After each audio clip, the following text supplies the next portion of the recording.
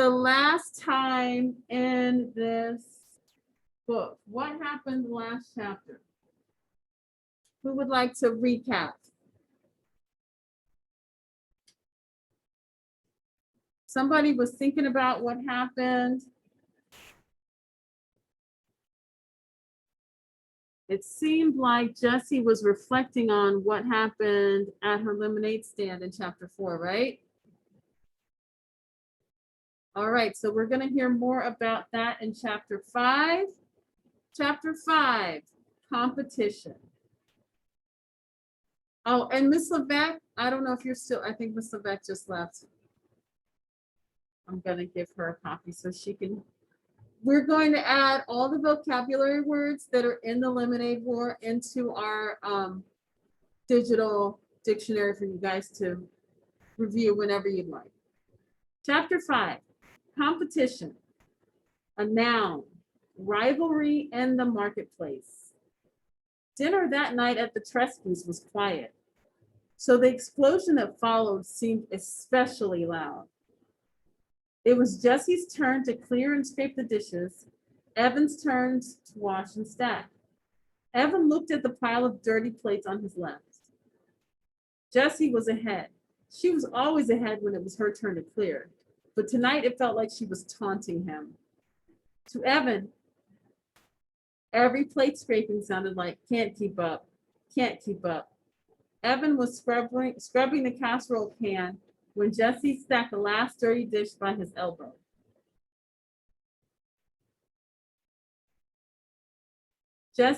Then she stuck her hands under the faucet to rinse without even saying, excuse me, and shook her hands practically right in Evan's face and said, so, how much money did you make? That was it. He couldn't hold it in any longer. Why'd you do it, huh? Why'd you have to ruin the one thing I had going? For a second, Evan wasn't sure if he meant lemonade, the lemonade stand, or Megan Moriarty.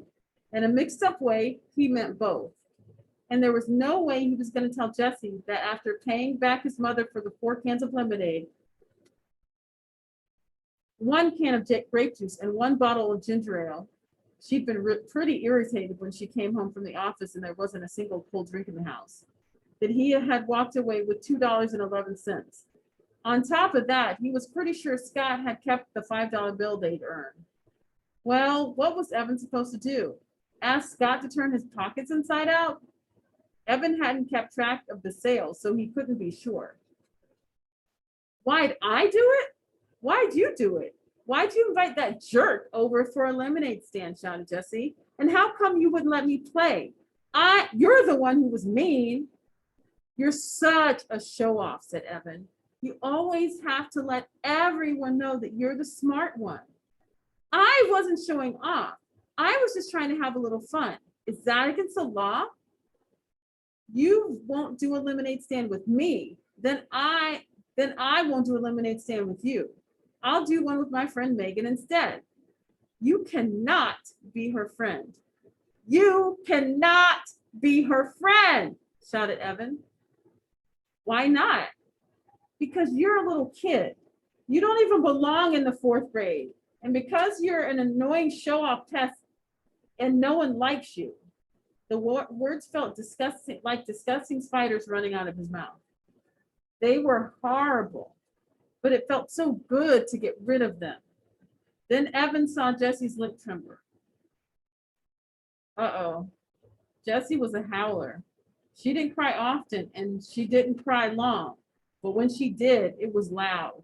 Mom would come down from her office. Evan would catch the blame. Unfair. But Jessie didn't let loose.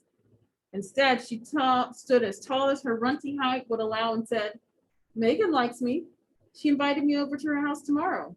We're going to make another lemonade stand and earn twice what we did today. Oh, that was it. She was going to ruin everything. Show him up right in front of Megan, even before the school year started. Make Megan think he was just some stupid loser who couldn't even beat his baby sister at a lemonade stand. Evan boiled over. I wouldn't count on it, Juicy, he said. Jessie hated that nickname, and Evan only used it when he had to. I'm gonna have a lemonade stand every day until school starts. And I'm gonna earn $100 by the end of the summer. Enough for an iPod. Oh, please. Like you could even if you wanted to, said Jessie. Megan and I already made $12 each today.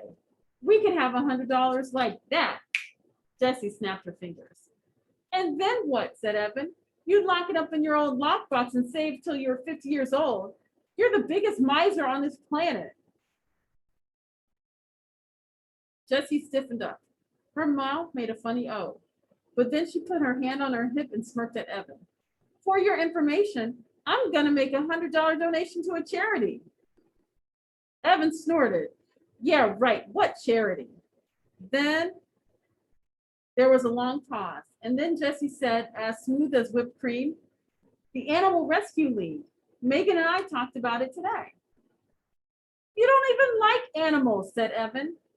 Everybody likes animals, shouted Jessie, and I'm going to give them $100, so you can't ever call me a miser again. I hope I never even have to talk to you again, shouted Evan. Hey, a sharp voice called from the stairs. Mrs. Tresky had a pencil stuck in her hair and a worried look on her face. I could hear you two all the way up in the attic, with the air conditioner on high. What's up? Evan looked at Jessie. Jessie looked at Evan. They had taken a vow, a spit vow. Ever since Dad had gone, they had vowed not to fight in front of Mom. It made her sad.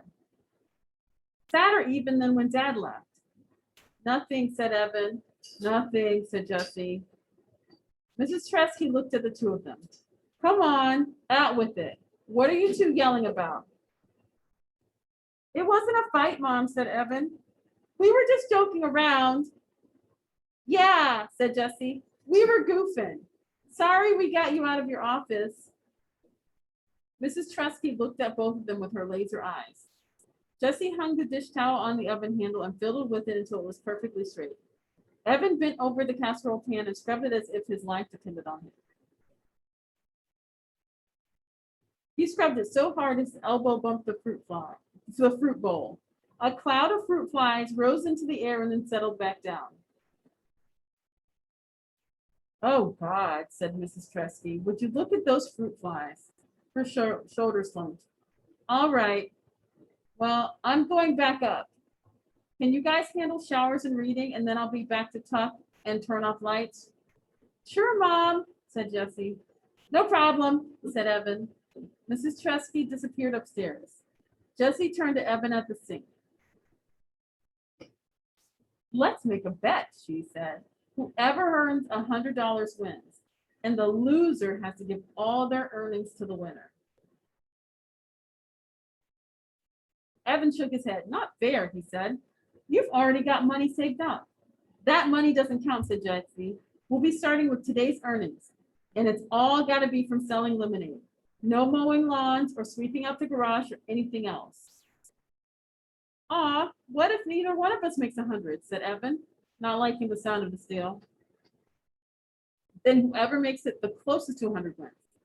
And even if we both make it over 100, whoever makes the most money wins the bet. When do we count up the money, asked Evan. Jessie thought about that. Sunday night, right before the fireworks. She looked straight at Evan. Huh, what do you say? Evan didn't like bets. He really wasn't that into competition. He liked to play basketball and always give it his all. But winning or losing, it didn't make much difference to him. He just liked to play. But this was different. This mattered. If he didn't beat Jessie at this bet, if he could win against his little sister in a lemonade war then, Evan thought of the school year stretching in front of him. It was all over. He might as well just give up on everything right now. It's a bet. $100 by Saturday night. Winner takes all. He shook his wet hands over the sink, dried them on the dish towel, and gave Jessie his most menacing look. You better pray for mercy. That is the end of chapter 5. Okay, so here's what I want you guys to do. You are going to have a solid 15-minute break between now and art. In that time, you need to go to the bathroom, you need to get your water, you need to do whatever you need to do. Because right after art, you need to come back to this homeroom so that you can participate in journaling with Ms. McGinn. Right after art, come back to this classroom to participate in journaling. Everybody understand that? Yes. Yes. Okay, awesome.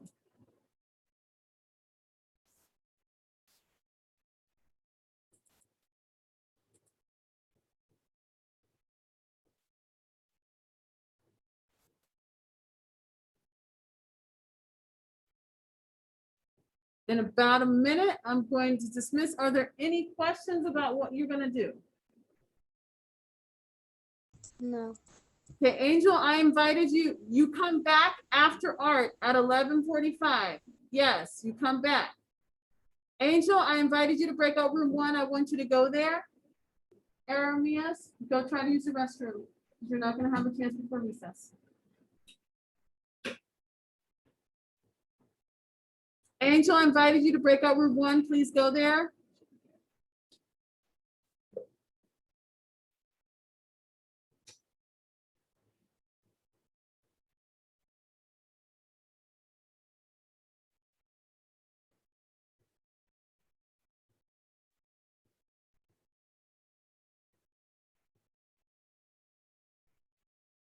I'm sorry you're cold.